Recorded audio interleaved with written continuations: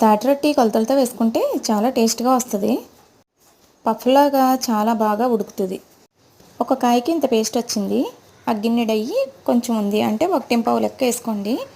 ఒక గిన్నె నూక వేసాను. కొంచెం వాటర్ పోసుకొని ముద్ద కట్టేలాగా కలుపుకోవాలి. అంటే ఈ నూక వాటర్లో కాసేపు నానితే చాలా బాగా ఉడుకుతుంది. తాటి పేస్ట్ కూడా తడి ఉంటుంది కదా, అందుకని కొంచెం వాటర్తో కలుపుకోవాలి. ఒక గిన్నె బెల్లం, ఈ తాటి పేస్ట్ వేసుకొని కొద్దిగా కొబ్బరికూర వేసుకుంటే చాలా టేస్ట్గా బాగుంటుంది. ఇలా రావాలి కన్సిస్టెన్సీ. అంటే మరీ గట్టిగా కలుపుకోకూడదు, మరీ పలుచగా కలుపుకోకూడదు. నేను అట్ల పెనం వేడి చేసి దాని మీద వేరొకటి పెట్టి కొంచెం ఆయిల్ వేసి దాంట్లో ఈ పిండి అయితే వేసేసి మూత పెట్టాను. పొయ్యి అయితే సిమ్లోనే ఉంచాలి, అస్సలు హై ఫ్లేమ్ అయితే పెట్టకూడదు. ఈ విధంగా కాలిన తర్వాత మాకు ఆత్రం ఆక్క కోసి చూసాము, ఇంకా కొంచెం ఉడకాలి. మళ్ళీ కాసేపు ఉడకపెడితే ఇలా వచ్చింది, చాలా బాగుంది.